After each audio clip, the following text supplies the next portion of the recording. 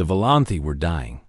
Elder Loomis stood at the observation window of the last orbital station, still functioning above Seraph 4. Below her, the planet she had called home for 300 years was burning. Great clouds of smoke rose from the crystal cities. Plasma fire rained down from the sky like angry stars falling to Earth. Her people, gentle, peaceful, beautiful, were being slaughtered. The Volanthi were not like other species in the galaxy. Their bodies were made of living crystal, grown slowly over decades. They glowed with soft inner light, and when they spoke, their voices rang like distant bells. They had no armies. They had no weapons. In 10,000 years of civilization, they had never needed them. Their world was safe. Their neighbors were peaceful. War was something that happened to other species. In distant parts of the galaxy. Then the Krath Collective came. The Krath were conquerors. They moved from system to system, taking what they wanted, destroying what they did not need.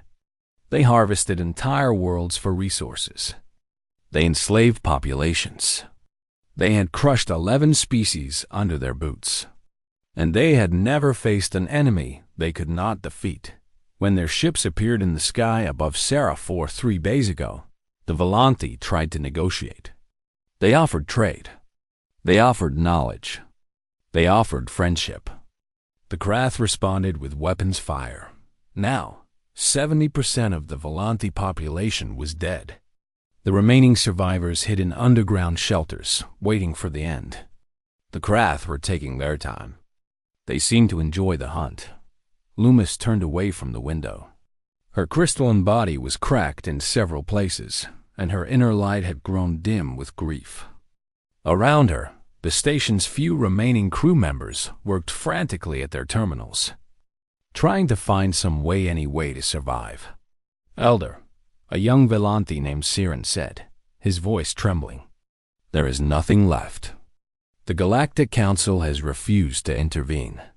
They say the Krath are too powerful. They say helping us would mean war."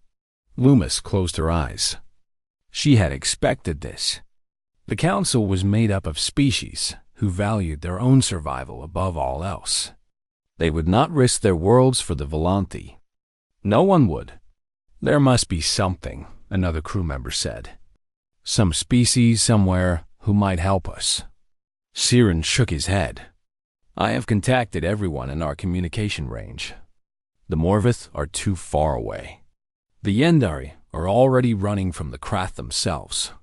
The Solani have been isolated for a century." He paused, and his light flickered with fear. "There is one other option." Loomis looked at him. "What option?" Siren pulled up a frequency on his display. It was marked with symbols that made every Volanthi in the room step back in fear. Warning symbols. Danger symbols. The kind of symbols used to mark toxic waste or unstable stars. "This frequency," Siren said quietly, "it reaches a system on the far edge of the galaxy. A system that every species has agreed never to contact." Loomis read the information on the display. The system was called Sol. It contained a single, inhabited planet, a world called Earth. And Earth was classified as something that made her crystalline. Art grow cold. Class-12. Deathworld. Loomis had heard stories about Deathworlds. They were planets with extreme conditions, crushing gravity, violent weather, deadly predators.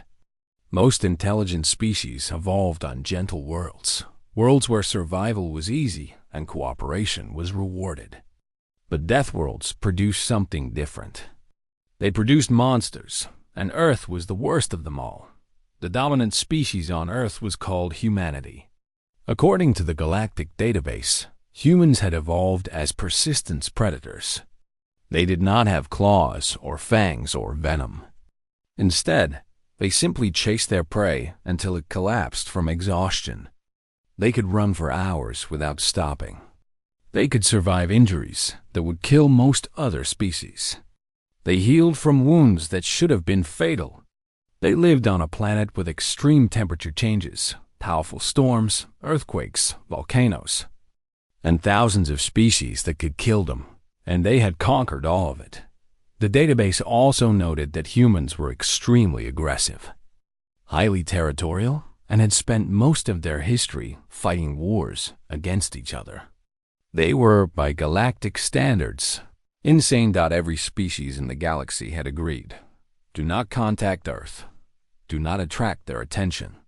Do not give them a reason to leave their system. Let the monsters stay in their cage. We cannot contact them, one of the crew members whispered. They are more dangerous than the Krath. They would destroy us. The Krath are already destroying us, Loomis said. Her voice was calm, but her light pulsed with desperate intensity. We are dead either way. At least this gives us a chance. A chance for what? Siren asked. The humans have never contacted anyone. They do not know we exist. Why would they help us? Loomis did not have an answer. She did not know anything about humans, except what the database said, that they were dangerous, unpredictable, and violent. But she also knew that her people had no other options. The Krath would finish their work within days. The galaxy had abandoned them. The only door left was the one marked with warnings. She walked to the communication array and placed her crystalline hand on the controls. Her crew watched in silence, their lights dim with terror and grief. This is Sarah 4, Loomis said, her voice carrying across the void toward a distant, dangerous star. We are the Velanthi. We are a peaceful people. We have no weapons. We cannot defend ourselves. She paused, and when she spoke again, her voice cracked with emotion. We are being destroyed. Our children are dying. Our world is burning. We have called for help, but no one has answered. You are our last hope. She took a breath she did not need, a habit she had developed from centuries of speaking. I do not know if you can hear this. I do not know if you will care. But if there is any mercy in your hearts, any kindness at all, please, we are dying. Help us. She ended the transmission and stepped back. The array showed that the message had been sent, traveling at faster-than-light speeds toward the Sol system, toward the planet called Earth, toward the monsters that the galaxy feared. For 3 days, there was only silence. The Krath continued their assault. More cities fell. More Velanthi died. Loomis began to accept that her gamble had failed, that the humans either had not received her message or did not care. Then, on the 4th day, the communication array detected something. A response coming from the direction of Earth. Loomis rushed to the terminal and played it. A human voice filled the room. It was deep, rough, and spoke in a language that the translation software struggled to process. But eventually, the words became clear. This is Admiral Kenji Vasquez of the United Earth Defense Coalition. We received your transmission. Hold on. We are coming. Loomis stared at the display. Her light, which had grown so dim over the past days, began to pulse with something she had almost forgotten how to feel. Hope. Admiral Kenji Vasquez had been a soldier for 32 years. He had fought in the resource wars of 2147. He had led the defense of Mars Colony during the rebellion. He had seen death in 100 different forms and had learned to live with the weight of command. But nothing had prepared him for what he was hearing now. The alien voice played, again in the command center of the UEDC headquarters. It was translated by software that humanity had only recently developed, designed to decode transmissions they had been secretly intercepting from across the galaxy for the past decade. The voice was strange. It sounded like bells ringing in a distant church, but the words were clear enough. They were begging for help. Vasquez listened to the message 7 times. Each time, he felt something tighten in his chest. He had never heard this kind of fear before. This was not the fear of a soldier facing battle. This was the fear of a mother watching her children die. This was the fear of a species facing extinction around him. His senior officers stood in uncomfortable silence. They had all heard the message. They all knew what it meant. "Sir," Commander Sarah Chun said carefully, "we need to discuss this." Vasquez nodded and walked to the central display table. A holographic map of the galaxy appeared, showing the location of Earth, the location of Sierra 4, and the vast distance between them. "What do we know about these Volanti?" Vasquez asked. Lieutenant Commander Okonkwo pulled up a file. "Based on intercepted communications and database fragments we've decoded, they're a silicon-based species. Crystalline bodies. No military capability. They've been spacefaring for about 10,000 years, but have never developed weapons technology. Their culture is focused on art, philosophy, and what they call light cultivation. And the attackers? The Krath Collective. Nomadic conquerors. They've destroyed or enslaved at least 11 species over the past few centuries. Heavy military focus. Extremely aggressive." Chun leaned forward. "Admiral, I have to point out the obvious. We have never made contact with any alien species. We've been hiding, intercepting their communications, learning about them from the shadows. If we respond to this, we reveal ourselves to the entire galaxy. And according to everything we've learned," another officer added, "the galaxy considers us monsters. They call Earth a death world. They call us dangerous predators. They've agreed never to contact us." Vasquez looked at the map for a long moment. He thought about his daughter, who was 12 years old and loved to paint pictures of horses. He thought about his mother, who had died in the resource wars, protecting civilians from a bombing raid. He thought about every soldier he had ever commanded, every life he had been responsible for. "They're afraid of us," he said quietly. "The whole galaxy is afraid of us. They think we're monsters because we evolved on a harsh world, because we're strong, because we fight to survive." He looked up at his officers. "But that's not who we are. That's not what makes us human." "Sir?" Chun asked. "What makes us human," Vasquez said, "is that we help. When there's a disaster, we run toward it. When someone is drowning, we jump in the water. When a stranger is in danger, we put ourselves at risk to save them. That's what separates us from actual monsters." He pointed at the map, at the small dot that represented Sierra 4. "These people called for help. They have no weapons, no army, no way to defend themselves. They're being slaughtered by conquerors, and they were so desperate that they contacted the one species the entire galaxy told them to fear. They called us because they had no one else to call." Vasquez straightened his uniform. "So we answer. Not because we have to. Not because we'll get anything from it. We answer because that's who we are." The room was silent for a moment. Then Chun nodded slowly. "What are your orders, Admiral?" Vasquez began issuing commands. Within the hour, the United Earth Defense Coalition was mobilizing the largest fleet in human history, the First Contact. Fleet consisted of 47 warships, ranging from fast destroyers to heavy battlecruisers. 12 hospital ships were loaded with medical supplies and equipment that could be adapted for alien biology. 6 carrier groups carried thousands of fighters and assault craft. Transport ships held 20,000 soldiers, 5,000 medical personnel, and hundreds of engineers and specialists. At the center of the fleet was the flagship, the UEDC Indomitable. It was the largest warship humanity had ever built, designed for one purpose: to project human power across the stars. Vasquez had hoped he would never have to use it for war, but he was glad it existed now. The news spread quickly across Earth. For the first time in history, humanity was going to meet another intelligent species. Opinions were divided. Some people were excited, eager to learn about alien cultures and make new friends.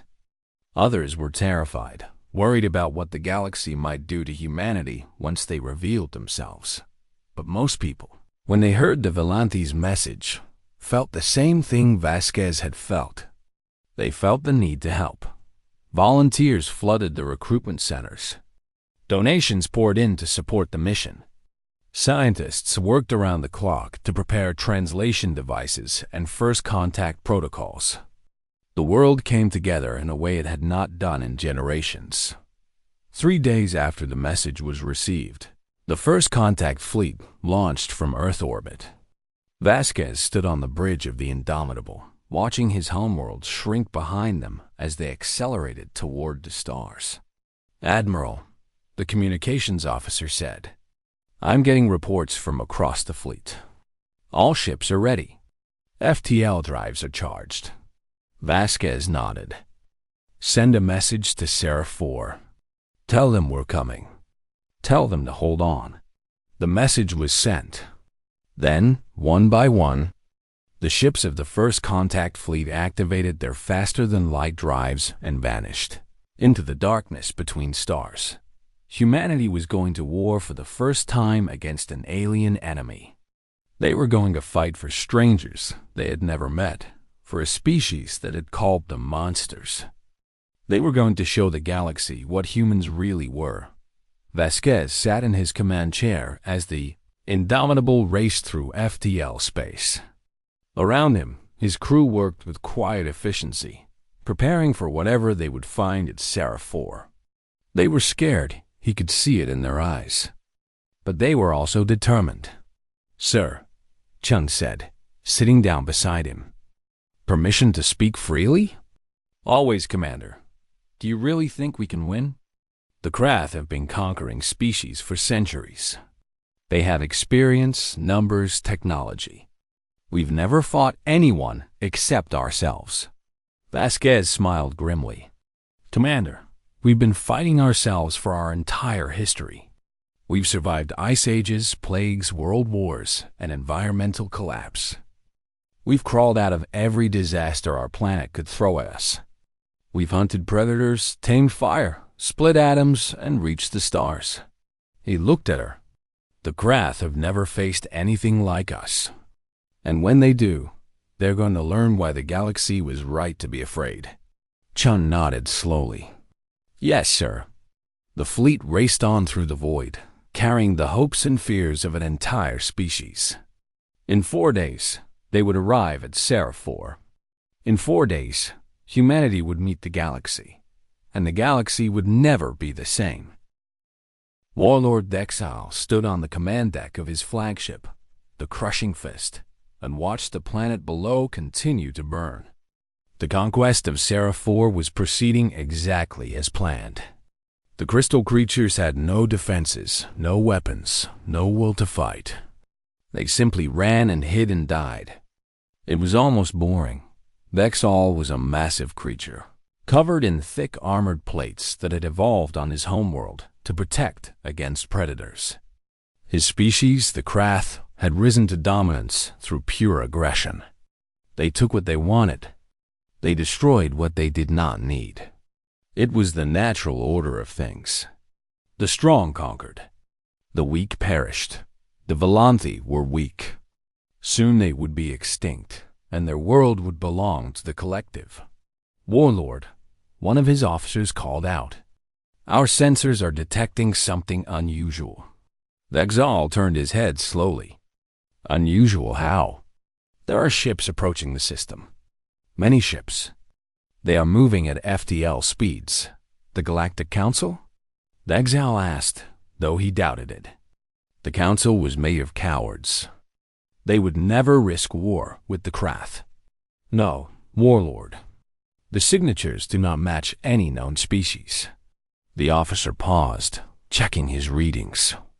"They are coming from the direction of the Sol System." The bridge went silent. Every Krath knew about the Sol System. Every species in the galaxy knew about the Sol System. It was forbidden territory, marked with warnings in every database, every star chart, every communication. Deathworld. Predator species. Do not contact. That is impossible, Vexal said.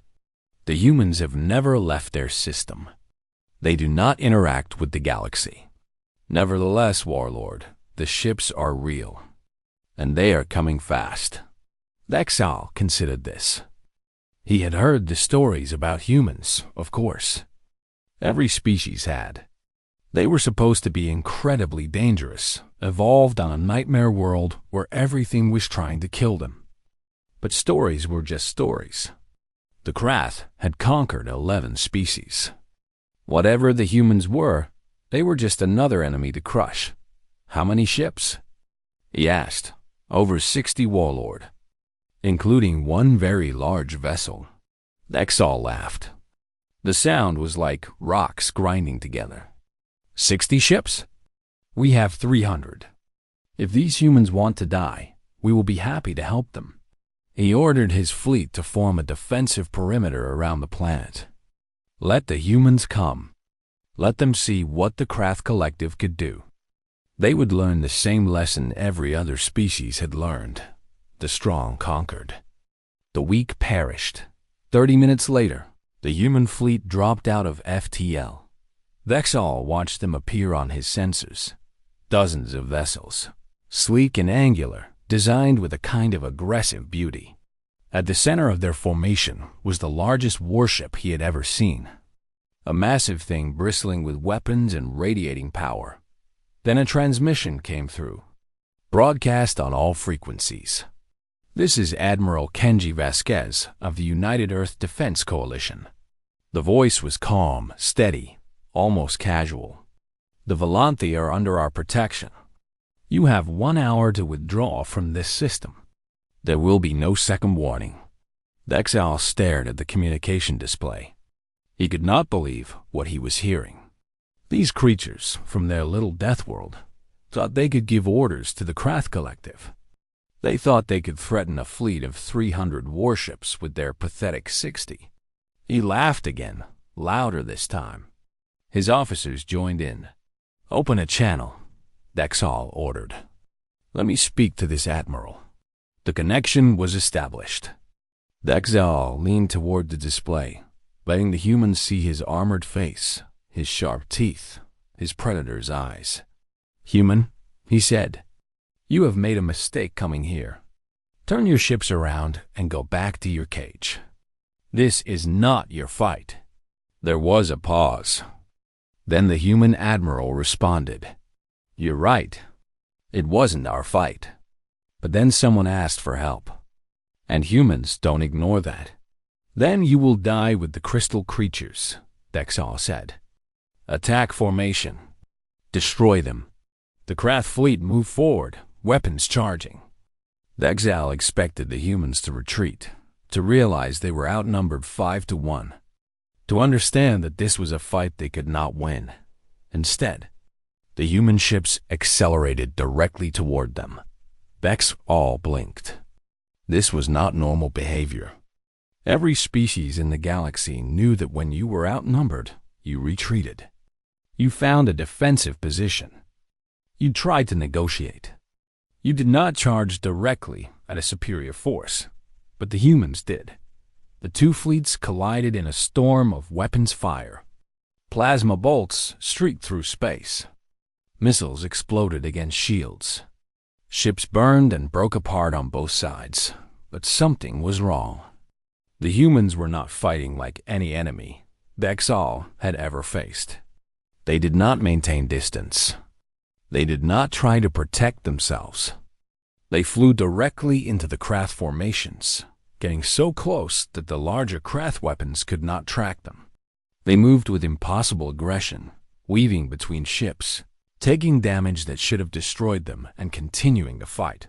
Warlord, an officer shouted. The humans are boarding our vessels. Vexal whirled around. On the tactical display, he could see it happening. Human assault craft were attaching themselves to Krath warships. Human soldiers in armored suits were cutting through hulls, entering the ships, fighting hand-to-hand in the corridors. This was insane. No species boarded enemy vessels during a space battle. It was suicide. The risks were too great, the losses too certain, but the humans did not seem to care about the risks. They did not seem to care about losses. They just kept coming. Reports flooded in from across the fleet. Krath ships were being destroyed at an alarming rate. Human vessels that should have been crippled continued to fight. Human soldiers that should have been dead kept attacking. It was like fighting creatures that did not understand the concept of defeat. 11 minutes after the battle began, the Krath fleet was broken. Dexal watched in disbelief as his ships retreated, fleeing in all directions. 200 years of conquest, and his fleet was running from a species they had never even met before. Running from creatures that came from a world the galaxy had warned them never to contact. "Warlord, we need to retreat," his first officer said. "The fleet is lost." "No," Dexal said. His pride would not allow it. "Turn us toward their flagship. If I'm going to die, I will take their leader with me." The crushing fist changed course, accelerating toward the massive human vessel. Dexal fired everything he had: missiles, plasma cannons, kinetic weapons. The human ship took hits, its shields flaring, but it did not slow down. Instead, it came straight at him. In the final moment, Dexal understood what he was facing. The humans were not just strong. They were not just aggressive. They were survivors of a world that had tried to kill them every single day of their existence. They had learned to fight not by being the biggest or the strongest, but by being the most determined. By never giving up. By chasing their prey until it collapsed. And now they had decided that the Krath were the prey. The Indomitable's main guns fired. The crushing fist broke apart in a ball of fire, taking Dexal and his crew with it. On the planet below, the Volanti survivors watched the sky. They saw the Krath fleet scatter and run. They saw the human ships standing guard over their world like ancient protectors. They did not understand what had happened. They did not understand why the monsters from the Forbidden System had come to save them, but they were alive. Against all odds, they were alive, and the galaxy would never forget what had happened at Seraph 4. The battle was over. The Krath were gone, scattered across the galaxy, running from the monsters they had awoken. But for the Volanti, the nightmare was not finished. Their world was burning. Their cities were rubble. Millions of their people were dead, and millions more were injured, trapped, dying. Elder Loomis stood on the surface of Seraph 4 for the first time in days. She had come down from the orbital station to see the damage for herself. What she found broke her heart. The great crystal spires of her home city had been shattered. The gardens of light, which her people had cultivated for thousands of years, were dark and dead. Bodies lay everywhere, their crystalline forms cracked and dull. She fell to her knees and wept. Tears of liquid light ran down her face and soaked into the ash-covered ground. Then she heard a sound, a deep rumbling coming from above. She looked up and saw something she did not expect. Human ships were descending through the atmosphere, but these were not the warships that had destroyed the Krath fleet. These were different, larger, slower, marked with symbols that Loomis did not recognize. As they landed in the ruins of her city, doors opened, and humans began to pour out. They were wearing white suits with strange equipment attached to them. They carried boxes and bags filled with supplies, and they moved with a purpose that Loomis did not understand. They began to help. Loomis watched in shock as humans spread out through the ruins. They pulled Volanti survivors from collapsed buildings, handling them with surprising gentleness despite their strength. They set up strange machines that created breathable air for humans inside protective bubbles. They opened medical stations and began treating the wounded. One human approached Loomis directly. He was young, with brown skin and dark eyes, and he carried a device that glowed with soft light. "Are you injured?" he asked. The words came from a translator attached to his suit, turning his strange sounds into Volanti speech. Loomis shook her head slowly. No, I am not injured. Good. The human smiled. It was a strange expression showing teeth, which on most species meant aggression. But somehow, from him, it felt warm. I'm Dr. Marcus Webb. We're going to help your people. Can you tell me where the survivors are? Loomis pointed toward the underground shelters, where thousands of Volanti had hidden during the attack. Dr. Webb nodded and spoke into a communication device. Within minutes, human teams were moving toward the shelters, carrying medical supplies and rescue equipment. Over the next several hours, Loomis followed the humans through the ruins of her world.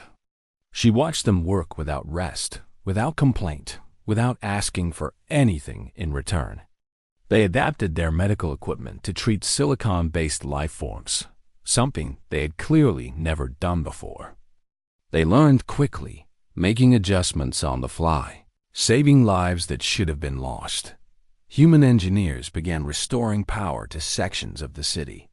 Human soldiers stood guard at key locations, not as conquerors claiming territory, but as protectors watching for danger. When Volanti children approached them with fear in their lights, the soldiers knelt down and spoke softly, offering small gifts of food and trinkets from their pockets. Loomis did not understand. For 3 days she watched. For 3 days, she tried to make sense of what she was seeing. Finally, she requested a meeting with the human admiral. Admiral Vasquez came down to the surface personally. He was an older human, with gray in his hair and lines on his face. He moved with the careful confidence of someone who had seen much and survived more. When he approached Loomis, he removed his helmet so she could see his face. It was a face that, by galactic standards, belonged to a predator.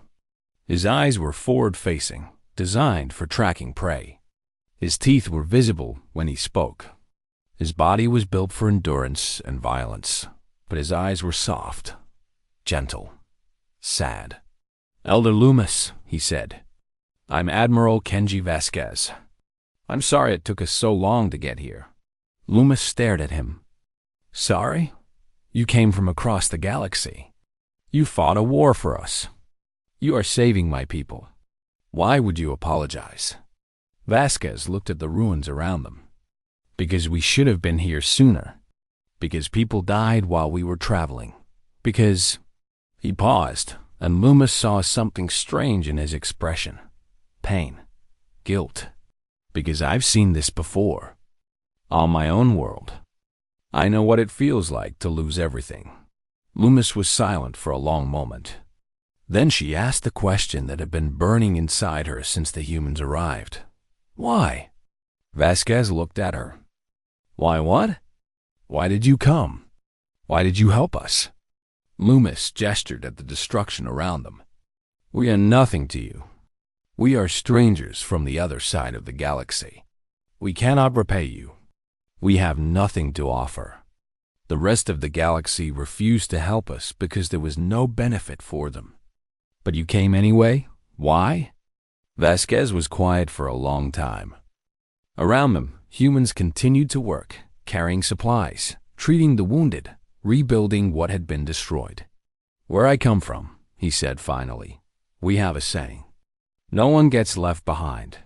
It's something we teach our children, something we believe in our hearts. When someone needs help, you help them. It doesn't matter if you know them. It doesn't matter if you'll get anything back. You help because it's the right thing to do. He looked at Loomis with those soft predator eyes. You called for help. You were dying, and you called out into the darkness, hoping someone would hear. That's all we needed to know. That's all it ever takes. Loomis felt something break inside her. All her life, she had believed that the universe operated on rules. Resources were limited. Species competed for survival. Help was given only when there was something to be gained. It was the way things were. It was the way things had always been, but the humans did not follow those rules. They operated on something else, entirely something that Loomis had only read about in ancient texts. Something that her people had dismissed as primitive and naive. The humans called it compassion. "I do not understand you," Loomis said quietly. "The galaxy says you are monsters. They say you are dangerous, violent, terrifying. They warned us never to contact you." Vasquez smiled, that strange teeth-showing expression that somehow looked kind. "We are dangerous," he said. "We are violent. We come from a world that tried to kill us every day, and we survived by being tougher and meaner than anything else on the planet. But that's not all we are. That's just the armor we built to protect what's inside." "And what is inside?" Loomis asked. Vasquez looked at the Volanti children playing near a human medical station, their lights flickering with joy for the first time in days. "The need to protect others," he said. "The desire to build instead of destroy. The hope that tomorrow can be better than today." He turned back to Loomis. "We're not monsters, Elder. We're just people who learned to be strong so we could help those who needed it." Loomis stood in silence, a crystalline form catching the light of Seraphor's setting sun. For the first time since the Krath arrived, she felt something besides grief and fear. She felt hope, and she began to wonder if perhaps the galaxy had been wrong about the humans all along. The news spread across the galaxy like fire through dry grass. On 1,000 different worlds, in 100 different languages, the story was told and retold. The Volanti, a peaceful species with no military, had been attacked by the Krath Collective. They had sent a distress call to every frequency they could reach. The Galactic Council had refused to help. Other species had looked away. But then, against all logic, against all expectation, help had come from the one place no one had ever expected. The Deathworlders had answered. The humans had sent a fleet across the galaxy to save strangers. They had destroyed the Krath Armada in 11 minutes. And then, instead of conquering the Volanti world for themselves, they had stayed to heal and rebuild. No one knew what to make of it. On the homeworld of the Morvith, a species of small furry creatures who had lived under corporate slavery for generations, the workers gathered in their factories and whispered to each other. The humans had helped without asking for payment. They had protected without demanding control. Perhaps there was hope for the Morvith, too. Perhaps someone would answer if they called. On the refugee ships of the Yendari, fleeing the expanding territory of the Krath, families huddled together and talked about the battle at Seraphor. The Krath had seemed unstoppable. The Krath had seemed inevitable. But the humans had stopped them. The humans had made them run. If the Yendari could reach human space, perhaps they would be safe. On the quarantined world of the Selani, isolated from the galaxy for a century because of a plague that had killed billions. Scientists studied the reports coming from Seraphor. The humans had adapted their medical technology to treat silicon-based life forms in a matter of hours. Perhaps they could help with the plague. Perhaps they could end the quarantine. Across the galaxy, species that had lived in fear began to feel something new. A tiny spark of possibility. A whisper of change. But not everyone was pleased. The Galactic Council held an emergency session to discuss the human intervention. Representatives from dozens of species argued and debated. Some were terrified. The humans had revealed themselves to be exactly as dangerous as the warning said. They had destroyed a powerful fleet with ease. If they decided to conquer the galaxy, who could stop them? Others were suspicious. No species helped strangers without expecting something in return. The humans must have a secret agenda. They must be planning something. This was clearly the first step in a larger strategy of domination. A few voices argued for caution and curiosity. The humans had done nothing hostile to anyone except the Krath. Perhaps they were exactly what they seemed to be, a powerful species that chose to use its strength to protect others. Perhaps the galaxy had been wrong about them all along. The debate went on for days. No conclusion was reached. Meanwhile, on Earth, Admiral Vasquez returned to a hero's welcome that he did not want.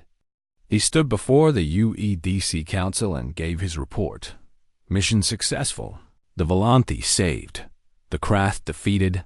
Minimal human casualties. The Council praised him. The public celebrated. His face appeared on screens around the world. But when reporters asked him how it felt to be a hero, he shook his head. Heroes are people who do extraordinary things, he said. We just did what anyone should do when someone asks for help. The real heroes are the Volanthe, who survived against impossible odds. The real heroes are my soldiers and doctors and engineers, who worked day and night to save a species they had never met. I just gave the orders. When asked what humanity's plans were for the galaxy, Vasquez's answer was simple. We're not here to conquer anyone. We're not here to build an empire. We're here because the universe is big and dangerous, and sometimes people need help.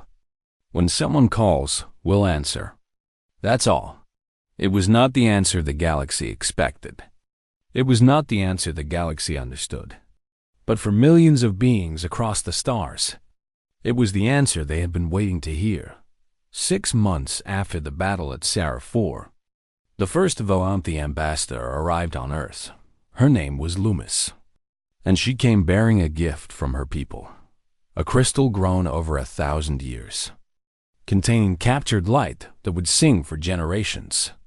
It was the most precious thing the Volanthe had ever created, and they gave it to the humans as a symbol of eternal gratitude. Loomis walked through the streets of the human city called New Geneva. She saw humans of all sizes and colors living together, working together, arguing and laughing and building. She saw children playing in parks, elders sitting in gardens, families sharing meals. She saw a species that had every reason to be monsters, but had chosen to be something else. At the official ceremony, she stood before the leaders of Earth and spoke. My people were dying, she said. We called for help, and no one answered. Then we reached out to the one species we have been told to fear, the species the galaxy called monsters. And you came. Not for wealth, not for power, not for territory. You came because we needed you. You came because it was right. She paused, her crystalline form glowing with emotion. The galaxy has called you Deathworlders. They have called you dangerous, violent, terrifying. They have warned every species to stay away from you. But I have seen the truth.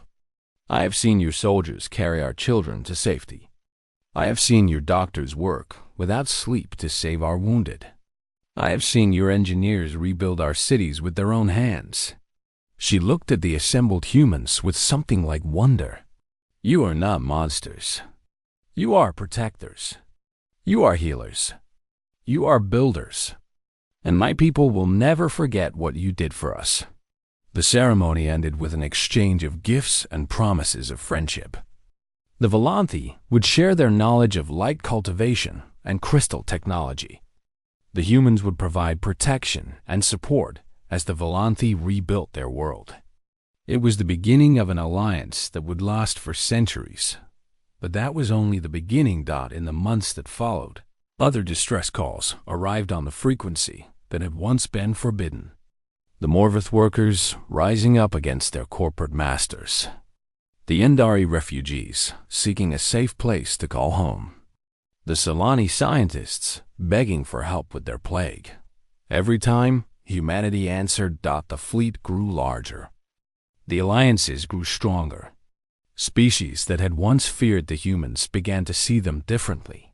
They were still dangerous. They were still powerful. But they used their power to protect, not to conquer.